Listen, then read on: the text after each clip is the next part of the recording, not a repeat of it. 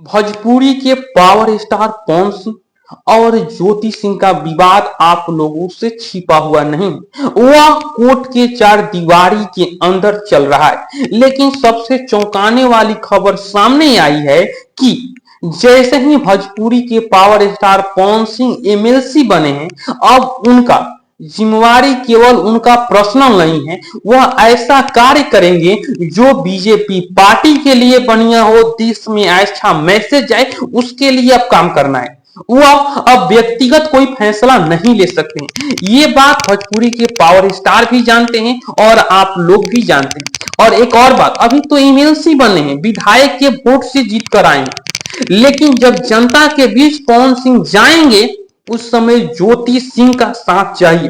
हर कदम पर ज्योति सिंह का साथ चाहिए, हर पल ज्योति सिंह का साथ चाहिए, क्योंकि 2029 में लोकसभा चुनाव होने वाले हैं। उसमें प्रधानमंत्री नरेंद्र मोदी से लेकर गृह मंत्री अमित शाह बोल चुके हैं कि अब की बार आरा से टिकट पवन सिंह के देहल जाए। तो जब पवन सिंह के टिकट मिले अलावा उस समय ज्योति सिंह के साथ ना मिली तो फिर पवन सिंह चुनाव नहीं जीत सकत। ई बात प्रधानमंत्री नरेंद्र मोदी भी जानता रहा, ई बात भोजपुरी के पावर स्टार पवन सिंह भी जानता रहे, और यही बात उनकी मां प्रतिमा सिंह भी जान रही है। हम आपको बता दें कि इसके लिए अब ज्योति सिंह को साधना अहम हो गया है। अभी ज्योति सिंह दार्जिलिंग गई है, अपने पिता के साथ, अपनी मां के साथ, अपनी बहन के साथ एंजॉय कर रही है। लेकिन आप देखे होंगे कि बीजेपी का मैनिफेस्टो क्या है। महिलाओं के प्रति जो है वह अधिक समर्पण है। महिला सुरक्षा बिल लेकर आना, 3 तलाक को हटाना, यानी महिलाओं की भलाई वाली पार्टी देखी जाए तो वह बीजेपी, और उसी का नेता महिलाओं पर अत्याचार करे, यह नहीं हो सकता है।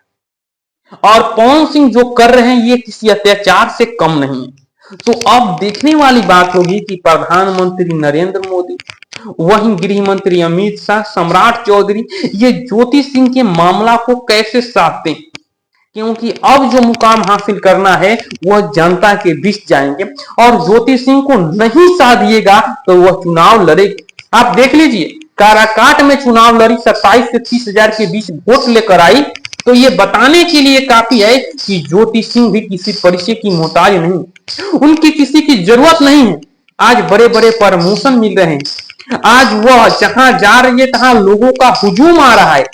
तो इसलिए ज्योति सिंह को भी साधना बहुत जरूरी है, ये बात आप ना भूलिए।